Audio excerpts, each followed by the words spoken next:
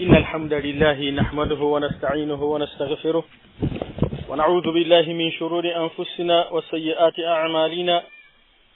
من يهده الله فلا مضل له ومن يضلل فلا هادي له وأشهد أن لا إله إلا الله وحده لا شريك له وأشهد أن محمدا عبده ورسوله يا أيها الذين آمنوا اتقوا الله حق تقاته ولا تموتن إلا وأنتم مسلمون يا أيها الناس اتقوا ربكم الذي خلقكم من نفس واحدة وخلق منها زوجها وبث منهما رجالا كثيرا ونساء واتقوا الله الذي تساءلون به والأرحام إن الله كان عليكم رقيبا يا أيها الذين آمنوا اتقوا الله وقولوا قولا سديدا يصلح لكم أعمالكم ويغفر لكم ذنوبكم ومن يطع الله ورسوله فقد فاز فوزا عظيما أما بعد فإن أصدق الحديث كتاب الله وخير الهدي هدي محمد وشر الأمور محدثاتها وكل محدثة بدعة وكل بدعة ضلالة وكل ضلالة في النار. يقول ربنا عز وجل ولتكن منكم أمة يدعون إلى الخير ويأمرون بالمعروف وينهون عن المنكر وأولئك هم المفلحون. الله عز وجل yatugamba kino kiragiro nti waveewo wabeerewo ekibinja mummwe abakkiriza abagoberera Nabbi Muhammad sallallahu alaihi wasallam wabeerewo musitukemu mummwe abantu balagire. Okulagira kitegeeza kukaka, si kubuulira, si kusaba, si kukubaganya birowoozo, nedda wabula kulagira. Balagire abantu bakole obulungi. Kiba kitegeeza nti omwana Adamu lubeerera mweteefuteefu okujeema, si mweteefuteefu okugonda. Kiki kimulemesa okujeema? Ngeri bbiri. Esooka kubeerawo wa buyinza amugaana, kitojja kujeema. Wano tojja kujeemerawo. Amakulu tojja kubijeemayo. Ekyokubiri nga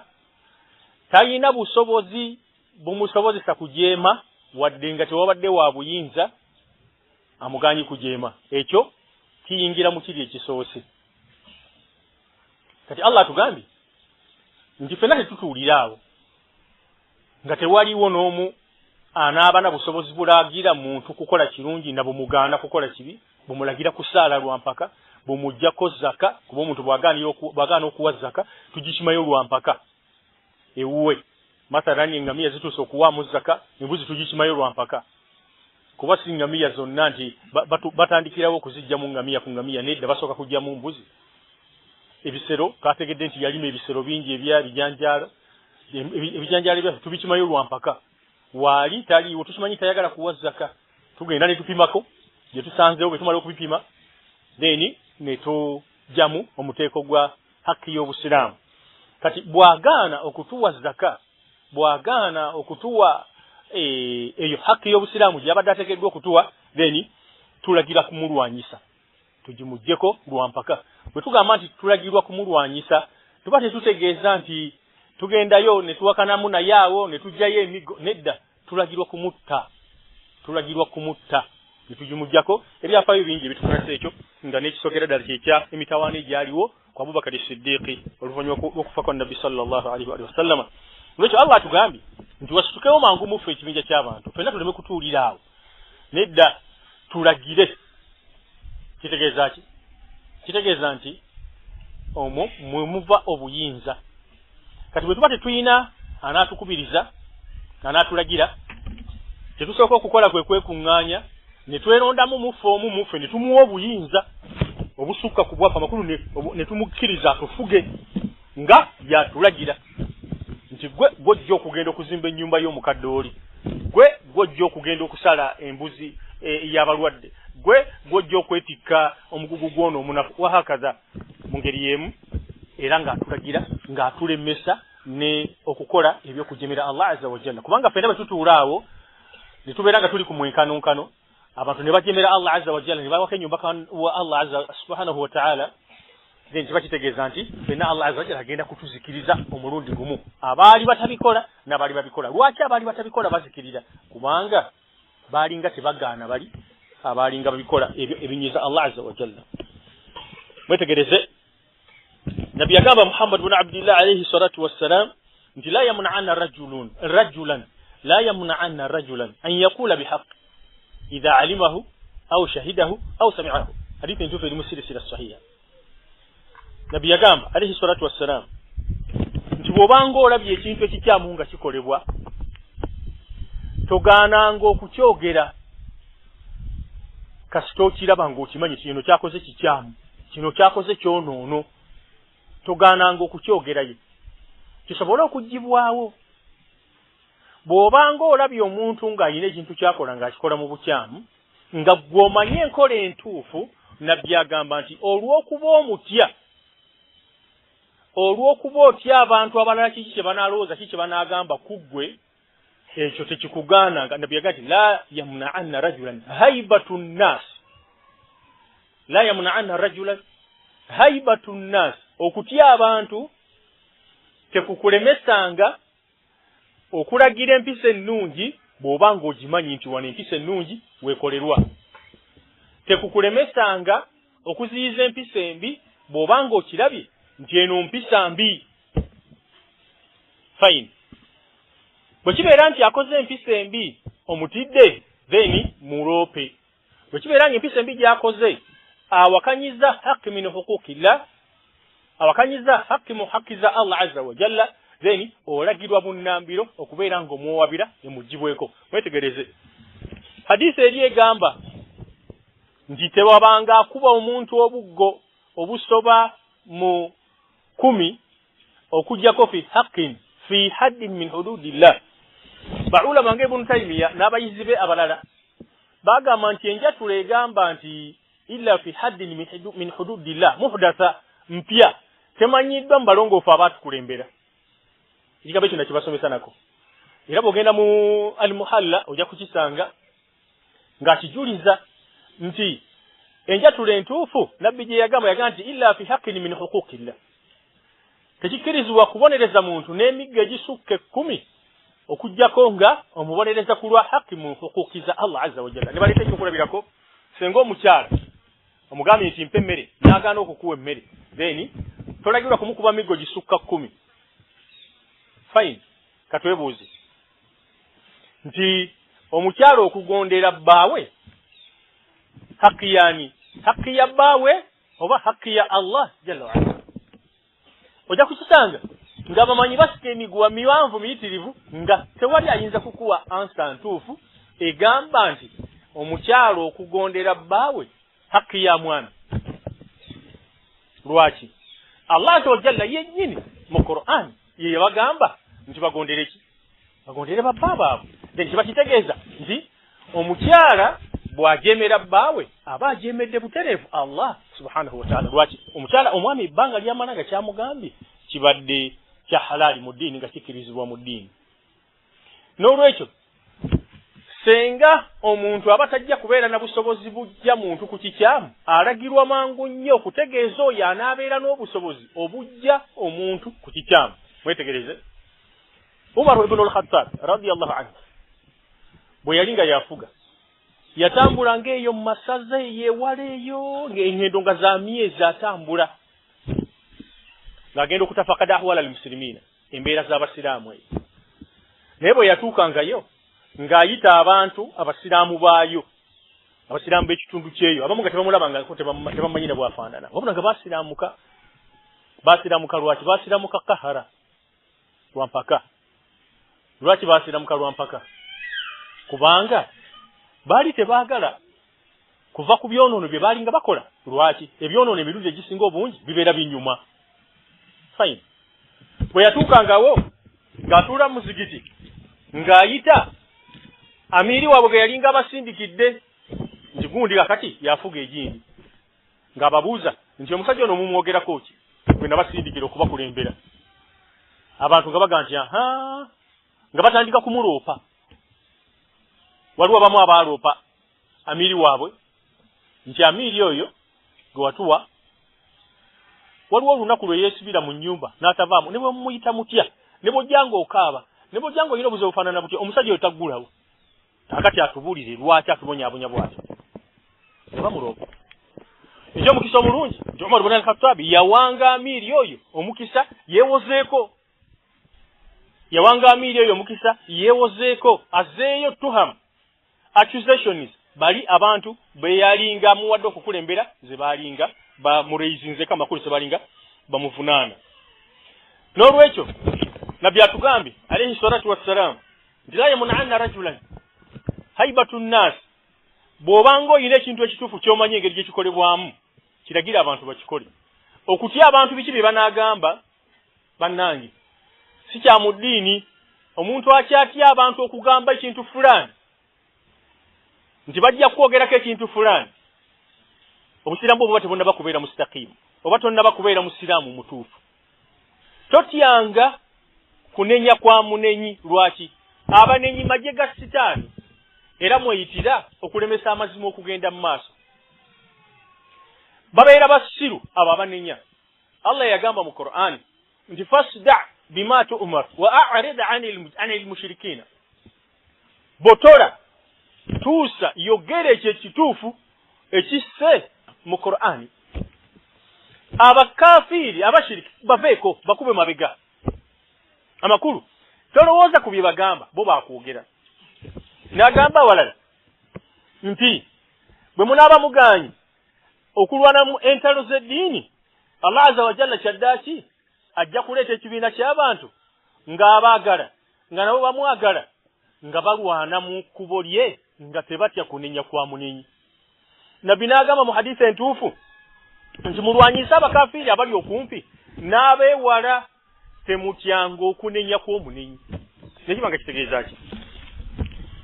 lawmatul laimi okunenya kw'omunenyi ko kubadde kusuubirwa okubeerawo lwaki atoba ne Ibulisi yanenya Allah ku ntandikwa y'ensonga zonna ku lutalo lwe tulimu wakati waffe nayo Ibulisi yanenya Allah subhanahu wa ta'ala ngemunenya ki ngemuvunaana ki ngemugamba nti gwonviiriddeko okubula gwonviiriddeko okukujeemera fabima aghwaytani nga bw'ofuusa ensonga oba nga bw'oddidde bano abantu ne bafuuka ensonga kiki Ibulisi kyabategeeza nti anti gwe olina obusobozi wandinkase n'enkugondera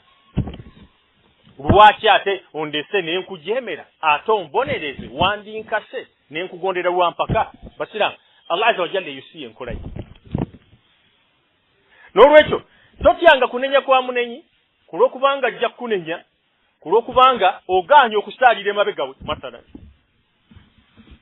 omusajja mumumanyi muwononefu ku kyalo nti ate akulembedde yatakaddamu mbw abasaaza istawu bwe ng'ovaamu ng'odda wali ku bbali ng'osaala swalaaji totyanga kunenya kwa munenyi n'olwekyo nabbi atugambye alayhi salatu wassalamu nti la yamuna'ana rajulan nabbi okugambe okozesa ekigambo rajula tekitegeeza nti nno imraa nti omukyala yaggiddwamu nedda kazaalika n'omukyala bw'obanga olabye ekintu kyonna ekikyamu nga kikolebwa okutya abantu tekugaananga okubeera ng'obagaana abo abakola ekintu ekikyamu idha alimahu bw'oba okitegedde nti bakikola ekikyamu idha alimahu bwe babanga kye bakola mu bukyamu bw'okimanyi bw'oba tolina busobozi bubalemesa kukola kikyamu ekyo then obeera olina kubeera nga otegeeza alina obusobozi obubalemesa katugeze ekyokulabirako nti Nabbi bwe yatugamba alayhi salatu wassalam nti muli mu mmeeri nga mpanvu bwe mbeera mugirinnya mulinnya mukkirira ku budaala ne mutuula wansi mu butto mu butebe kiba kitegeeza nti nno emmeeri mu abantu abakkiridde ku madaala aga wansi ne mutuula mu kifo ekisooka kiba kitegeeza nti mutudde mu mazzi oba mukitegeera kiba kitegeeza nti mutudde mu mazzi lwakuba nti waliwo kino ekizimbe ekyeryato lino oba ekyemmeeri eno kakati ate nga neno waggulu waliyo abantu abalala kati mu abantu abali wansi abali waggulu bwe mba mukkiriddeko wansi eyo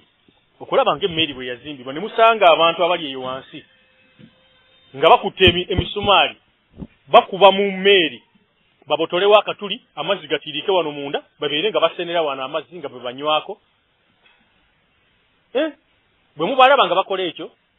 mubaleka bulesenemu nga nti laba bano babotola eryato bali kubamu ebituli ne weetambulira n'ogenda mu maaso nedda obagaana obaga nti eryato lye mubotodde amazzi gagenda kuligaziya eryato lyonna ekituli kyemukubye mu lyato amazzi gagenda kukigaziya eryato lyonna lisaanewo naffe eri waggulu gye tuli naffe tusaanewo nolwekyo kino temukikola bwe bagenda mu maaso n'okukubawo obutuli mu lyato obivaako buviira osirika nze kasita nabagambye ogenda okulaba amazzi nga gatandika okukuba obutuli ng'obutuli bugaziye olubaawo olulamba nga luvaawo amazzi nga gatandika kuyiika mangi nnyo mu lyato ng'osigala okyaga nti nze kasita nabagambye mwe nga muwalaaza mpaka kati mulabi kiba kitegeeza ki naawe ogenda kusaanawo wamu naba n'abantu muli wakati mu nnyanja kyoba olina okukola kyekiki kwe kubalemesa n'ogenda kale n'otuulira ddala wali mu kifo wennyini we babadde bakuba ebituli n'obaga nti kale waakiri mukube munze ebituli kati mubana abantu abadde bakuba ebituli waliwo ayinza okubeeramu omulungi naye n'akwegattako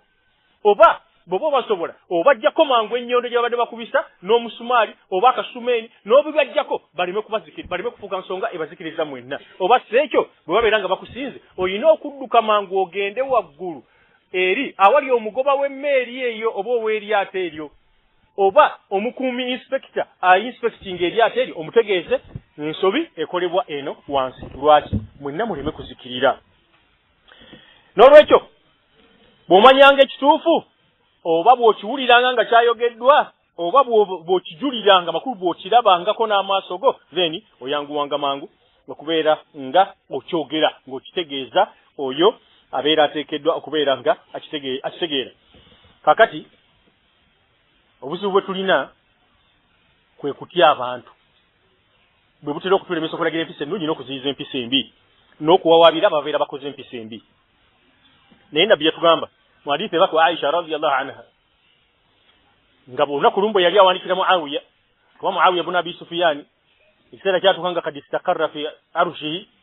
amaze okutebenkera munnamulondo ye n'awandikira nnyaffe Aisha radiyallahu anha e Madina tukimanyi Muawiya yali abeera Damaska e Syria n'amugamba nti maama njagala onnaamireyooko ku nsonga z'eddiini wabula toyitiriza onnaamireyooko katono n'amuwandikira ebbaluwa mu bye yamuwandikira yamugamba ebigambo bitono nnyonyo yamugamba mazima nze nawulira omubaka wa Allah ng'agamba man iltamasa ridha Allah bisakhati nnasi kafaahu Allahu mu'nata nnas wa man iltamasa ridha nnasi bisakhati llah wakalahu Allahu ila nnas amakulu kutegeeza nti nze mazima ddala nawulira omubaka wa Allah ng'agamba nti omuntu akola ekintu kyonna ky'aba akoze ng'anoonyaamu kusiimisa Allah jalla wa ala naye ng'ekintu ekyo ky'akoze mu kusiimisa Allah kinyiizizza abantu nabbi yagamba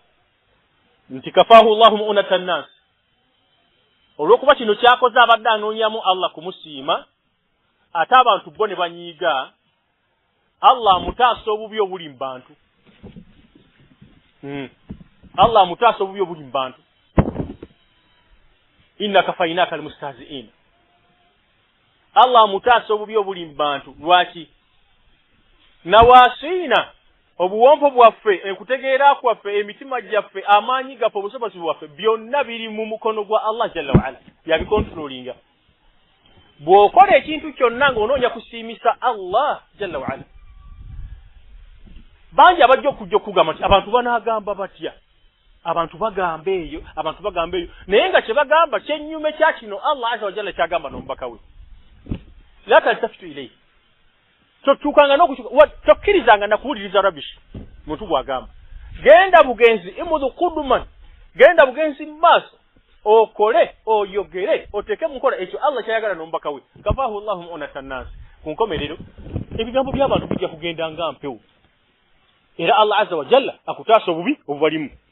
wabula waman iltamasa ridha nnasi bisakhati llah nabbi yagamba hadithi ntuuka eri mu sirisira sahiha yenna anoonya okusiimisa abantu bisakhati llah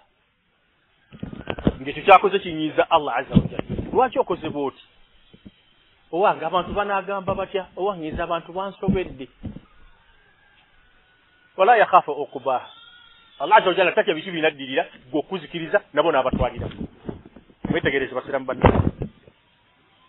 nti bw'onoonya okusanyusa abantu naye ng'ekyo ky'okoze okusanyusa abantu kinyiizizza Allah nannyini bantu qismatun biza ekibalo kyoba okoze mizani gyoba opimisizza bambi nnyo kola statement eyo juwulire mu mutima gwo okoze ekintu ekyokusanyusa abantu naye nga kyokoze kinyizizza nannyini bantu olowooza ku nkomerero ki ekigenda okuddirira nabbi agamba sallallahu alaihi wasallama wakalahu llahu ila nnasi allah kyakola akulekera abantu omunyizizza olw'okuba yagala kusanyusa abantu ng'akulekera abantu olowooza bagenda kuyamba ki tewali walakad ahlakna ashya'akum fahal min muddakir akufarukum khairu min ulai am lakum bara'atun fi zubur abantu tebalina kye bagenda kukuyamba ne woliwo oyagala otya emitima gyabwe gikyuka olukyuka olwewuunyisa olwaleero abeera nga awagira ekintu fulani enkya nga yasingira ddala okukikyawa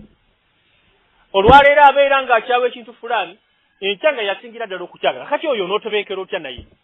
lwaki okkiriza omusanyusa olwaleero bukye ku makya nga gwe mulabe we nnamba emu kyovudde olaba man ahabba lillah wa abghada lillah wa ata lillah wa mana'a lillah fakad istakmala imanuhu ndoza hadithi wete bwegamba omuntu yenna ayagala kulwa Allah n'akyawa kulwa Allah n'awa kulwa Allah namma kulwa Allah obusiramu bwe buba bujjudde abantu abasinga obungi basiramu bannange tukola bampaani tetukola kusiimisa Allah jalla wa ala tukola abantu batusiime ate buli lwe tukola abantu batusiime nga tetukoze kinyisa Allah jalla wa ala Allah tulekera abantu n'abantu abaali batusiimye ku luli riwaya endala weeri ya hadithi n'abantu abaali batuwaana ku luli ne bukeesa nga kati batuvumirira abaye Allah azza wa jalla bwakulekera abantu oba toyina kyosigaza oba osigaza bisusunku birerya oba osigaza mpewo lwaki kulokubanga bwabalekera abantu tebalina kye bagenda kukusasula bwabakulekera tebalina kye bagenda kukusasula era ku nkomerero bujja kutya ku makya ng'abaali mikwano gyo kati ate be balabe bo tebakitegeeza ki wasooka kukola bulabe wakati wo ne Allah ng'okoze ekimunyiiza olw'okwagala okusanyusa abantu bukedde ku makya ng'abantu nabo bakunyigidde olw'engeri mu ngeri zonna kati osigaliddewo Allah wamunyiiza n'akuvaako n'akulekera abantu n'abantu bafuuse balabe bo nabo bakuvuddeko tebakitegeeza ki osigaliddewo tolina kyosigaza n'olwekyo kyoba olina okukola kyekikiggwa ow'amagezi kwe kubeera nga kyonna kyokola kasita kinaabeera nga kirimu kusanyusa Allah jalla wa ala n'omubaka we Muhammadi sallallahu alaihi wasallama kyoba olina okukola tofaayo genda bugenzi mu maaso b'abantu bajja kusigala nga boogera lwaki anti magye ga sitaani bagoberezi ba sitaani ate sitaani teyagala kiroggo kyokola ekyokusanyusa Allah azza wa jalla ekyokusanyusa omubaka we Muhammadi sallallahu alaihi wasallama tekyagalira ddala kati kyekigenda okuddirira ekigenda okuddirira kubeera nga Allah azza wa jalla akutaasa obubi obunaava mu bantu abo wallahu ya'asimuka minan nas Allah ajja kutaasa obubi obunaava mu bantu abo kakibeere ng'omuntu akuvumiridde atya kakibeere ng'omuntu akukyaya atya ne bakumma buli kalungi ke wanditeekeddwa okufuna ne bakumma hakkiri gye wanditeekeddwa okufuna naye ng'ekikummisa lwakuba obagamba ebintu ebituufu lwakuba okola ebintu ebituufu mu ngeri entuufu yeruwa yeyo Allah azza wa jalla gyasiima n'omubaka we Muhammadi sallallahu alaihi wa sallam tofangayo bakukyawe bakuvumirire buli ayimiridde waayimiridde akuvumirire alaga obubi bwo ategeeze nga bw'otolina ky'omanyi oli musiru oli mubi bajjeyo buli kamogoko konna tofangayo lwaki jjukira nti Allah azza wa jalla ali naawe n'oyo Allah gw'abeera naye kiba kimumalira okubeera nga ne bw'atafunayo mulala ali naye tugenze ku kyafaayo ekyokubiri Ibn Abbas agamba anna a'ma kanat lahu waladin tashtumu an-nabiyya wa taka'u fihi fayanhaha fala tantahi wa yazjuruha fala tanzajir waliwo musajja yali muzibe mu Madina nga talaba naye nga alhamdulillah yafunayo omuzaana oyo n'amuzaalamu omwana omanyi omuzaana bw'omuzaalamu omwana okwo kwe kubeera okumutaakwe ng'ava mu buzaana kasita omuzaana afunibwa omusiraamu ono n'azaala mu muzaana oyo omwana ono nabbi yagamba nti aba amutadde amakulu abatakyali ama wabula abeera umuwaladi era omuzaana oyo obuzaana bwera bumuvuddeko ng'afuuse mwana waabo nga abakyala abasiraamu ababulijjo abasigaddewo kati bambi muzibe alhamdulillah yafuna omukisa obusiraamu ne bumuwa omuzaana naye omukyalo oyo okuva lwe yawambibwa ewaabwe n'aleetebwa mu ddawula y'obusiraamu yakyawa nabbi n'aba nga tamwagala ng'amuvuma n'ono omusiraamu awulira kati ono omusiraamu muzibe n'akyawa nnyo kiri ekikolwa eky'okuvuma nabbi n'amugaana nti nabbi tebamuvuma tebamwogerera bwe bityo nga ye tafaayo ne wayitawo olunaku agenda okuwulira nga ayogeddeyo ekigambo ekirala ekibi ku nabbi munnammwe noona abalimbalimba abakuba siyasa yeyakugambye ate kati okukola bwotyo masala ndisika tugeze nti abadde ali awo n'alaba bbaawe muzibe kati asaala dduha najja nate ate kati esaala ogisadde n'ebiseera tebinaba kutuuka munnammwe era yabakubyeyo leero ekipindi oba mwakula muti abatakoowa kulimbibwa kintu ke kiba kitegeeza nti hadhihi takau fi rasulillah omukyalo ono avumye nabbi yastahzi'u bihi agenti atulimba bulimbi agenti atukuba kipindi atukuba siyasa kati omusajja n'amugamba nti ebyeyogera bibi okubyogera ku mbaka wa Allah jalla wa ala bannange kyewunyisa fa innaha la ta'mal absar walakin ta'mal qulubu allati fi sudur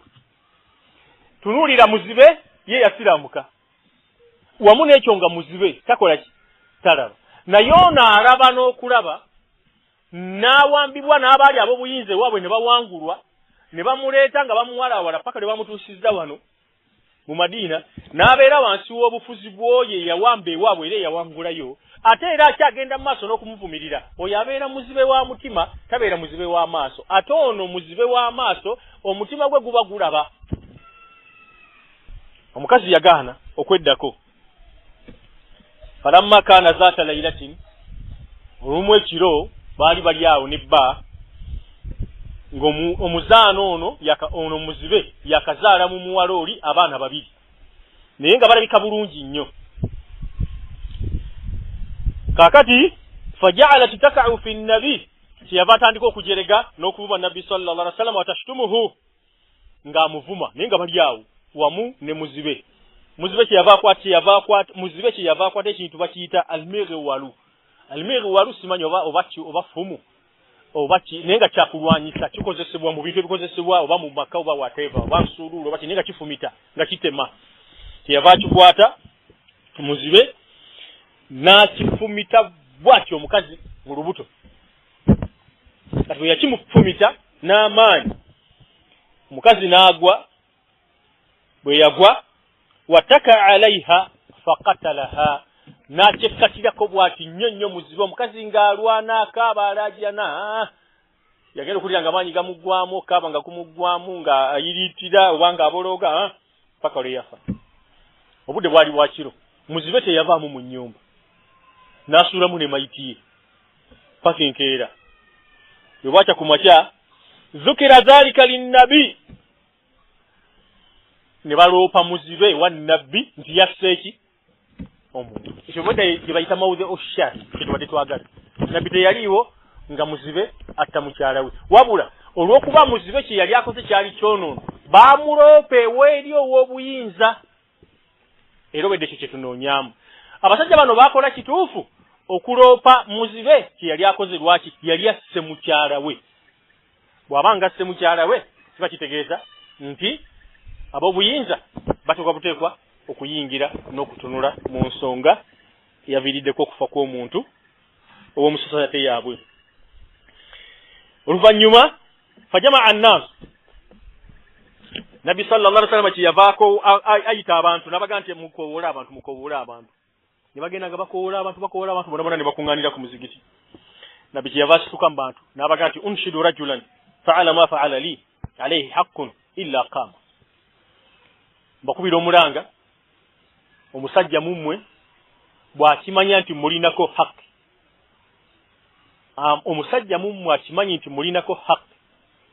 amakulu nga ngenda kumuvunaanyizibwako agenda kusimba amabega wange ku lunaku lw'amazuukira ng'ayina kye yakoze nga ye yakoze ekikolwa ekyo ekyokutta omukyala asituke qala fakama al-a'ma mangwago muzibe n'asitukirawo yatakatwa nansa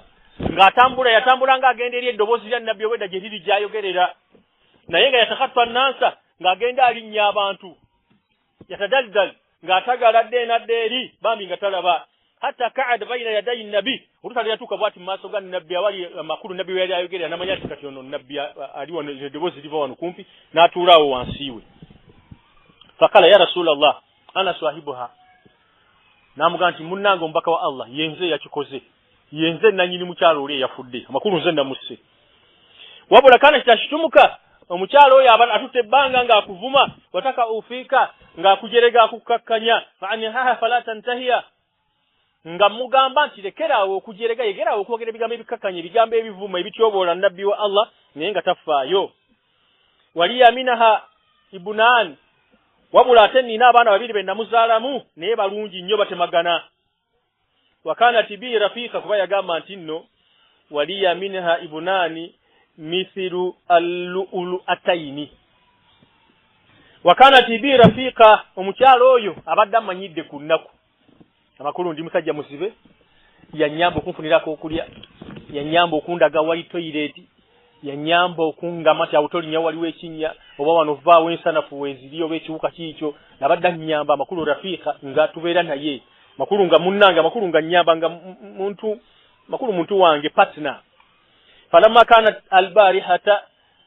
jo akawungezi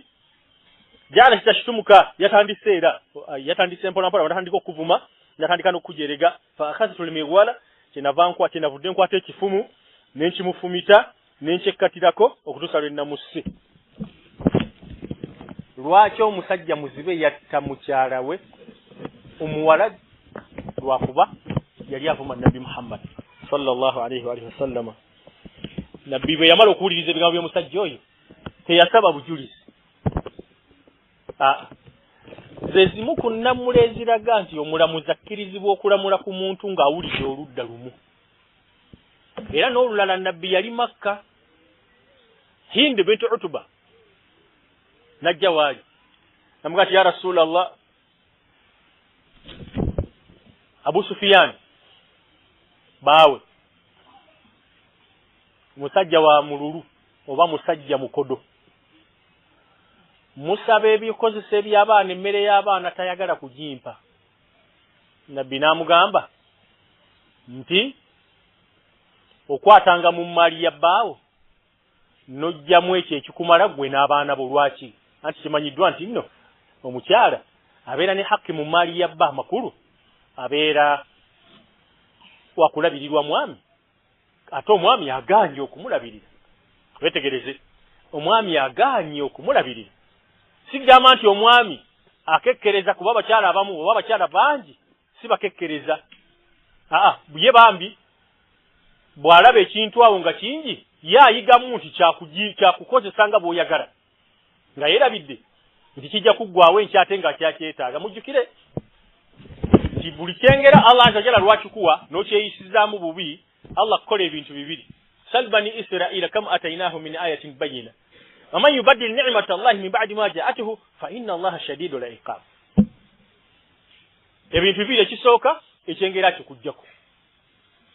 kasito kyeyisizaamu bubi akikujjako ekyokubiri akuleetera obwetaavu ku kyo nga tukyasobola kukifuna ebeera azaabu zombi zibeera azaabu okukikujjako ebeera azaabu olabanga ekintu ekingi bwe kiri olwaliro oba mazzi oba muceere oba kiki naye Allah azza wa jalla akijjawo ne kibanga ekitabangawo n'okyetaaga wallahi n'okinoonya n'okaaba naye nga tekiriiwo bannange temwaliwo nga Idi Amin yawambibwa mu 1979 kati bwe yawambibwa Idi Amin we yawambirwa gavumenti we yawambirwa bannayuganda baali bubi nnyo mu bintu ebikozesebwa ng'omunnyo sabbuuni sukaali naddala sukaali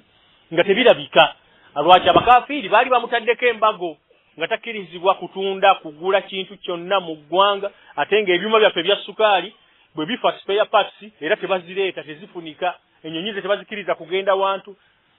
lwaki lwakuba muisiraamu yali awagira abapalestine okulwanyisa abaju abayahudi ate nga abayahudi abaju be b'Amerika tewali kubuusabuusa be bazungu be bungereza kati bwe bamala okuwamba Idi Amin abatanzania ne wabeerawo kye bayita looting kyeki ke kavuyo akabeerawo oluvannyuma lw'okuvaawo kw'obuyinza anarchy ng'abantu babba ebintu nga teyaba kuba ku mukono kati abantu babba ebintu mu maduuka g'abantu ng'osanga omuntu afaafagana n'ogutebe obunene bwe guti ng'agubbye agutwala kati ate ne wabeerawo abalala nga bo baateeganga bano ababbye nabo ne babibabbako waliwo obunyonyi bo bulinda bulina ekkubo bwe budinda nga buli mu bbanga awo bulinda obunyonyi obulala bo bambi bugenda ne bugenda ku nnyanja eyo ne buvuba ebyennyanja ne bubitwale bubiwe abaana baabo nabo bulye kati buli obunyonyi obulala bubulinda mu kkubo buli obunyonyi obulala bw'amaanyi ate budduka nnyo n'okusinga buno obubeera bumaze okuvuba ebyennyanja kati ne bukwata buli obunyonyi obuba bumaze okuvuba ebyennyanja byabwo ne kakinyiga ne kakirwanyisa mu bbanga awo nnyo paka lwe paka kana akanyonyi akabadde kajja n'ekyennyanja lwe katta ekyennyanja ne kigwa kano nako ne kaleka kano akabadde kananyunya nnyanja ne kakka wansi emisinde ne kava ekyennyanja nga kirina bakutuuka ku ttaka ne kagenda nekyo ne kakibba kati bano abantu bano abagenda okubba ebintu ku mulebe gwa Amin ng'amagye gamaze okudduka poliisi edduse poliisi tenseni zonna nsibe tewakyali wa buyinza kati abantu bagendanga ku dduuka ly'omuntu ne balikoona ne babbamu ebintu ne babitwala kaakati mu bye babba mwalimu ebyali byabuledde bitalabika nga ye sukaali katugeze nti sukaali yali kufula 5 mu kiseera Idi Amin we yawambirwa naye basebo sukaali yatuuka ewaffe mu kyalo nzijukira bulungi nnyo batabani b'omusajja ku kyalo okwo baali bamuyita musajja muzimbo nga mutabani we bamuyita zimula yagendera ddala e Kampala naye ne yeetaba mu kubba ebintu ebyo ne babireeta naye basebo nga sukaali abadde katugeze kufula 5 nga kati ali kufula 2 naye teyatulema okugula nga ne fula 3 tusigiraki n'abeeraawo abantu bakaba bannange sukaali bannange ali anagula sukaali wa naye nno basebo waayita mmeka anti sukaali nammwe mumanyi bw'omuteeka mu cyayi olwaba agenze n'enkya ng'aweddewo sukaali ngaggwawo abantu bonna be baali bafunye kuba buli muntu yafunanga ku sukaali wafula mmeka 2 abadde ku 5 ng'agula kilo 10 ow'emmeka ow'akasawo kati abaali abagagga bo abamaduuka ng'ate bo bamugula ne bamukweka nga bamugula ne bamukweka ikhtiyari balinde agwemu mu bantu balyoke bamuzzeeyo ku bbeeyi eri ey'amaanyi nga tebaagula ku bbeeyi ya ddondolo era bwe kityo bwe kyali ne bukya ku makya nga sukaali abuze azzeemu okugira ki okubula nga tewali sukaali kaakati nno ku luli bwabanga we yabulira olutalo olwabeererawo nga yali ku 5 kati ng'ali ku 105 ate ng'omwetaaga omuntu yalwadde talina kirala kyonna kyakkiriza okugyako ak'okunywa ate ak'okunywa tekajja kubeera mu makulu okugyako nga mulimu kaki kasukaali wahakaza tubadde ku kigambo ekigamba nti buli lw'obeera n'ekyengera n'okijjajaamya n'okyeyisizaamu bubi Allah azza wa jalla akijjawo n'akuwa ebibonerezo bya mirundi 2 akuleetera obwetaavu ate nga tekiriiwo tojja kukifuna omusajja ono yalina mukyala we twafuna ekyengera twafuna ennamula ku muntu abeera avumye nabbi sallallahu alayhi wa sallam omusajja bamala okutta mukyala we ne bagenda bamuloopa ewa nabbi n'agamba omusajja nga amaze okumunyonyola biki ebibadde bijja bibeerawo era kyekyabaddewo mu kiro ekyayise nabbi n'agamba ishhadu oba ashihidu anna damaha hadarun mubeere bajulizi nti omusaayi gw'omukyalo oyo gwabadde gwa halaali okuyiibwa temubaako ne kyemukola ku muzibe nitubanga tuyigamu ki nga tuyigamu nti muzibe kye yali akoze kyali tekinnaba ye yali tannaba kugenda wannabbi kweropa nga bamuloopye dda ewa nabbi sallallahu alayhi wasallam katugende ku nsonga eyokusatu Abdullah ibn Umar yagamba nti qala rajulun fi ghazwati Tabuk fi majlisin olumu twali tugenzeeyo mugazi wa Tabuk mu lutalo lw'e Tabuki nga tulina bwe tukuŋŋaanidde tutudde ng'abantu batudde bukuukulu wano batudde wano mu aniswari muno mulimu ate ne ba muhajiruna muno mulimu bano kati ne wabeerawo akabinja k'abasajja baali bakyamuga balina emitima mibi omu ku bo kyeyava agamba naye nga mu bo mulimu abalina emitima emirungi naye nga tebamanyi nti bali balwadde ba mitima omu ku bo kyeyava agamba nti mara aitu misila qurra'ina arghaba butunan wala akdhaba alsunan wala ajbana inda liqa kati omusajja ono eyali ayogera ng'ageya baswahaba mwalimu ba muhajirina ne ba answari bali abedda abasooka okusiramuka kyeyava agamba banne nti bannange babuulira ki nti bannaffe abo abeeyita abamanyi abeeyita abakwata Kulaani muffe nze bannange sirabangayo baagala kulya nga bantu abo abasajja abo balulunkanira okulya ate si ekyo kyokka balimba buli kye boogera balimba teboogera mazima ate bwe kituuka ekiseera ekyokulwana olaba bwe bakiitiira bakiitiizi wetegereza ebigambo omusajja bye yali ayogera ku basajja bali byonna tekwaliko kituufu abasajja abo bwe yali ayogerako omugazi wa Tabuki mwaka kumpi gwa 9 be baali bayimiriddeko obusiraamu bwali tebujja kuyimirirawo baali bajja kubusaanyawo abakafiiri b'e Makka bano baba butanywera bagamba kakati mbu ajibana inda liqa mbu bakiitiizi nga mu kiseera ky'olutalo kituuse yali alimba ono bano abasajja baali balimba abasajja baali banywevu era be bayimirirako obusiraamu okutuusa ku ssaawa eyo ekirala omusajja ono be yali agamba mbu baali balimba nga boogezi bya bulimba nakyo tekyali kituufu sekyo kyokka era baali nga beerekereza sigamba nti baalinga bamululu faqala rajulun fil masjid kati mu kifaawe baali batudde we baali bafudde omuzigiti jukira nti Tabuki baali bagenda kulwana kati baali basimbyewo bakozeewo omuzigiti nga bolaba tunakuŋŋaanira ne tugaa nti kati guno gwe muzigiti gwaffe kati omusajja omulala bwe yawulira ng'ono ayogedde ebyo kyeyava agamba nti kazabta walakinnaka munafiqun la ukhbiranna rasulallah eyo mawdi'u shahid kyetubadde twagalamu musajja yabawulira nga boogera yagamba nti kazabta oli mulimba oyogedde kya bulimba musajja gwe walakinnaka munafiqun ekituufu oli munnanfuusi yamuyisako hukumu yamuyisako fatwa gy'oli munnanfuusi kitegeeza ki omuntu buli lwakola ekikola nga kya bunnanfuusi kiba kituufu okumuyita omunnanfuusi buli lwakola ekikola nga kya bukafiiri kiba kituufu okumuyita omukafiiri wadde nga wanajjawo ensonga egamba nti abaddewo uzuri emukozesezza kino lwaki kulwanga kiri kyakoze kibeera kikolwa bantu bakafiiri la ukhbiranna rasulallah bino beeyogedde mazima ddala nja kubituusiza ddala ewe mubaka wa Allah era bw'atyo omusajja kyeyava agenda n'ategeeza nabbi sallallahu alaihi wasallama wa nazala al-Qur'an Ibn Umar wagamba nti ne Qur'ani nekka ng'ewagira nti omusajja ono ddala yakyogedde aya tuzimanyi eziri mu Qur'ani ezoogera ku kyafaayo ekyo agamba nti namulaba omusajja oyo oluvannyuma nga aya za Qur'ani zimaze okukka nga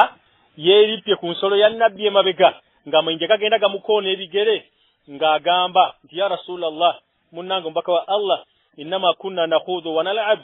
mazima tubadde twogera mu bwogezi nga tuli mu lwali nga tuli mu kuzannya naye nga nabbi amugamba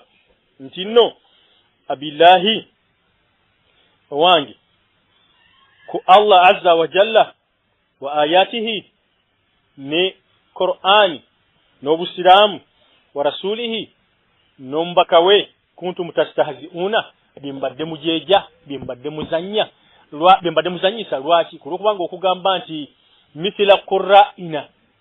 obwera oyogedde kuba wali mu kuba maseeka nti abamanyi bafaabo baagala okulya ekyo kokyogera obeera okakkanyiza bumanyi bwabwe obeera okakkanyiza irimu yaabwe so si bo nga bo Allah kyekyamunyiza n'abeera nga yabagamba nti mukaafuwadde lakad kafartum bakaafuwala ne babeera nga baava mu busiraamu wakala Urwa mutabani wa Zubairi yagamba Zubairi sahabi tumumanyi nti eyo aya yakka ku musajja gwe bayita Julasun mutabani wa Suwaidi mutabani wa Swamiti yajja ye ne mutabani wa mukyala we ayitibwa Mus'abu nga bava Kuba bali bava Kuba ne Julasu n'agamba nti in kana ma jaa bihi Muhammadun haqqa fanahnu asharru min humrina n'agamba bwe yali atambula nawo mu luguudo nti bwe kibanga Muhammad kye yajja nakyo kituufu amakulu obusiraamu ene dini gye yajja nayo nga yentuufu ffe tuli babi n'okusinga endogoyi zaffe zino ze twebagadde alati nahanu alaiha fakala Mus'ab kati mutabani wa mukyala we kyeyava agamba nti amma wallahi ya adu wallah agamba kitaawe muto amakulu agamba bawa mama we nti oli gw'omulabe wa Allah gwe la ukhbiranna rasulallah bima qulta ekigambo kyoyogedde ngenda kukibuulirira ddala omubaka wa Allah mwetegereze mawudhi ushahidi egamba etya la ukhbiranna nja kukuloopera ddala omubaka wa Allah ekigambo kyoyogedde agamba nti fa ataitu nabi mwetegereze nje ebigambo bino bigenda okuddako kyenava ntambula bwe twatuuka e Madina netambula nengenda wali nabbi sallallahu alaihi wasallam wa khiftu an yanzira fiya alquran au tusibani qari'atun au an ukhlata bi khati'atihi ebigambo ebikulu nnyo mbyetegereze lwaki omuvubuka ono yagenda n'awaabira Julasu ensonga yaziwa agamba nti natya nti bwe naasirika Qur'ani egenda kunswaza nti nange nakiwulidde ne sikiroopa oba sekyo natya nti bwe siiroope nge antusibani qari'a ngenda kufuna akabalangulo ngenda kutuukibwako obuzibu ogunene okuva ewa Allah azza wa jalla kulokanga nawulidde ebigambo ebibi nga byogera ku nabbi we ne sibiroopa oba ukhlata bi khati'atihi oba ngenda nange kutwalirwa wamu mu nsobi nti nange ndi naye ebyo mbyetegereze nnyo lubeerera buli lw'otoyogera muntu mukyamu agibwe ku bukyamu obwo naawe otabulwa wamu naye dhalika bima asaw wa kanu ya'tadun kanu la yatanahawna 'an munkarin fa'aluhu nabisa ma kanu yaf'alu buli lw'olaba omuntu ng'akola ekikyamu n'otakimuggyako bw'oba tolina busobozi bukimuggyako ate n'otamuloopa eri oyo alina obusobozi obuyinza okukimuggyako obeera ogenda kutabikwa wamu naye tekigenda okuddirira ekigenda okuddirira gwe kufuukanga ye omuvubuka bwe yatuukayo kyeyava agamba ati ya rasulallah nzize ne aljulasu nga tuva Kuba n'agamba bwati ne bwati walawula makhafatan an ukhlata bi khati'atihi au tusibani qari'a ma akhbartuka siba kutya nti nange nja kufuuka mubi nga ye oba nti Allah azza wa jalla ajja kunzisaako obubi okuva mu ggulu sandi kubuulidde lwaki olwokubanga jjukira nti yali mwana wa mukyala we makulu nga muntu wa waka mu kaseera ako nabbi sallallahu alaihi wasallam kyeyava ayita Julasu n'amugamba nti aqulta allazi qalahu Mus'ab Julasu Mus'ab alina byagambye wano byoyogedde nga muve Kuba kituufu wabyogedde fahalafa nkola y'abannanfuusi nkola y'abantu ababi ab'emitiba emibi okulayira balayira kuba Allah yagamba nti wa yushhidu Allah ala ma fi qalbihi wa huwa aladdu al-khisam oluba okumugambako nti olabe bokoze ekintu kino okoze ekintu kino ngaga wallahi billahi tallahi sira kye twekolimire leta Qur'an naye nga basiramu omuntu kituufu yakikoze Allah gati wa yushhidu Allah ala ma fi qalbi ajuliza Allah nti wallahi Allah mujuliz naye nga alimba eyo Qur'an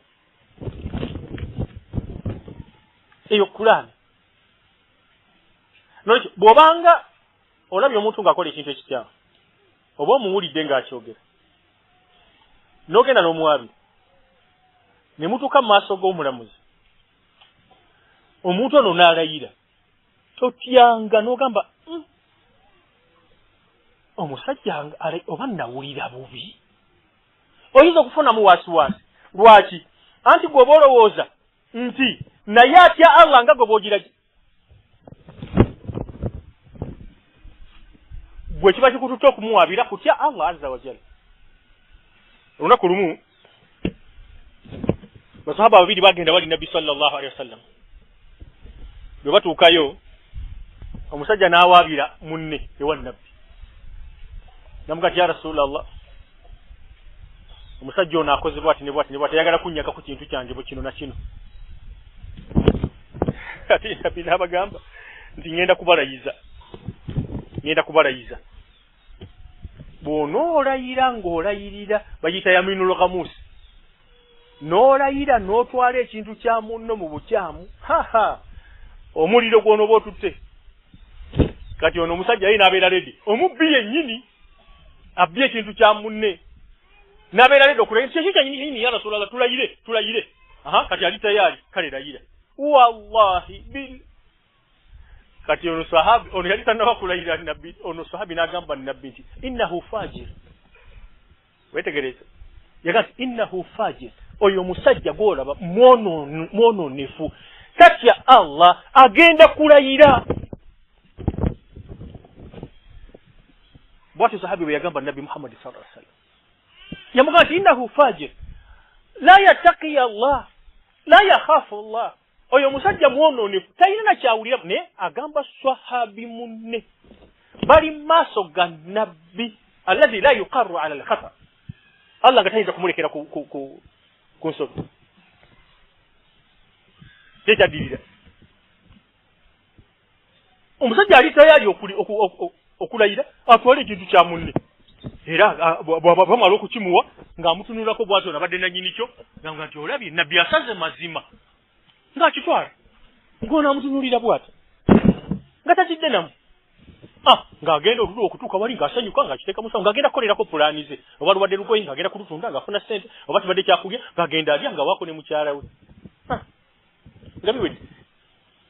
bannange nze omuntu akola ebintu bwe bityo nkakasa abamukolimire lwaki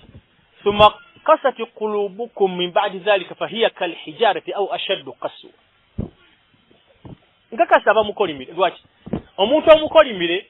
sawa'un alayhim anzartahum am lam tunzirhum la yu'minun kyekimu omutiisizza Allah bannange ndeebuuza nnyo nga nne bannange ne bagamba ne tukoze tutya lwaki abantu nga tubabuuliridde buli lunaku tusoma buli lunaku batutiisa Allah buli lunaku batujjukiza Allah buli lunaku batutegeeza ensonga eyatuleetesa mu nsi buli lunaku batutiisa obusungu bwa Allah batwagazisa ebiri ewa Allah naye lwaki omuntu yandigenze mu maaso n'akola ekintu ekikyamu lwaki emitima gyafa lwaki emitima gyafa tolina gwogenda kunenya lwaki anti gwe wagendanga okuŋŋaanya ebintu n'okola kino n'oteebuulirira n'okola kino ogenda okukakana ng'omutima gufudde nga tegukyalina kye guwuliramu ne bwe babuulira olindamu kisesa obeeraawo ng'oyayuuya twagala kutwala bw'owulira ekisesa naawe n'ogenderako n'oseka ezako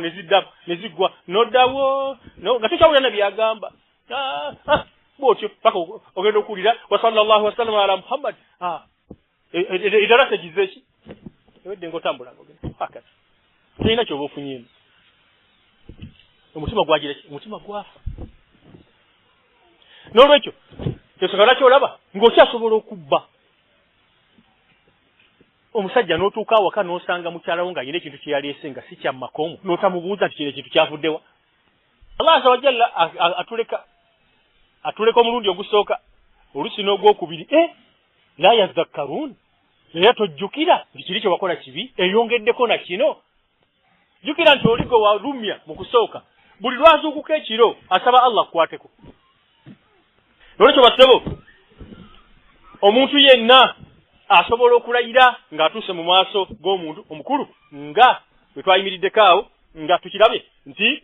omusajja fahalafa n'alayira nti wallahi billahi tallahi ndayira Allah tabaraka wa ta'ala nze sinaba kubyogerako n'omwana byagamba mu kaseera ako omwana yaliwo bwe yabeerawo n'alaba ng'omusajja alayidde bwe yalayira nabbi n'agamba omwana nti omusajja alayidde n'olwekyo byobadde omwogerako si biki si bituufu kati mubajja wano ng'omwana azze okuloopa kati mwalimu abasajja abakulu kati we baawulira omwana byaloopye munnaabwe ne bagamba ya rasulallah innahu ghulayimun nawe mutunuulire ono akuleetedde amawulire kalenzirenzi bakayita ghulamun ghulayimun tasghir kalenzirenzi kakuleetera kati ensonga ennene bwekyo ku musajja mukulu munnaffe ono naye Allah azza wa jalla yassa amateeka ku nabbi oluvannyuma lwe waki eyo nga makaka namugamba toddangayo okuwolereza abantu abajeemu abantu alazina yakhtanuna anfusahum abantu abagenda bakola ebyono toddangayo okubawolereza basebo ku nkomerero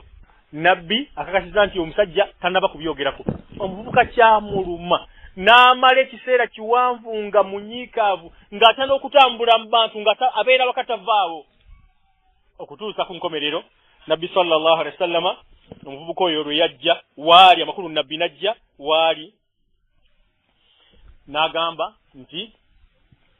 Allah azza wa jalla akukakasizza nti kyewayogedde kituufu amakulu omusajja gwe waloopye kyabadde kituufu kyewabadde omulopera yabadde akyogedde neza katukomaawo ku kyafaayo ekyo Allah azza wa jalla wanabakkiriza era tugenda kuleeta ekyafaayo ekirala nga kiva ku Abdallah ibn Mas'udi nga atubuulira biki ebyaliwo oluvannyuma lw'agazi wa Hunaini nga nabbi agabye eminyago basahaba abamu ku Ansari ne badde ne bali ne beegeya ne bageya nabbi ja nabbi naddira engamiya simanyi 10 oba zaaliro 10 oba 10 naziwa Abu Sufyan yabadde atulwanyisa yatta bannaffe e Madina e Uhudi ate kati uno gwe bawadde engamiya 5 simanyi 10 simanyi 10 okwo okugabanya nabbi kwagabanyiza olwaleero okwo ffe ba Ansari ne tusabako kye tufunye naawe bana abapya abakajja mu ddiini abadde akola bampaani tanoonyezamu Allah kumusiima Ibn Mas'ud muhajiri bwe yakiwulira abasiraamu yanyiiga n'agenda buterevu n'abawabira wa nabbi sallallahu alaihi wasallam lwaki bano abantu abapya abeera bakasiraamuka baweebwa ebintu waliwo wekibeera nga muwasa ng'olaba nti oba oli awo ono omanyi abantu bw'abanga asiraamuse abantu abasiraamuka mu ddiini y'obusiraamu babeera ne hakki yaabwe mu baitul maali nga Allah azza wa jalla bwe yategeeza suratu Tauba mu zaka engeri gyegabanyizibwamu mulimu wali mu alafatu kulubuhum aya bwetyo begamba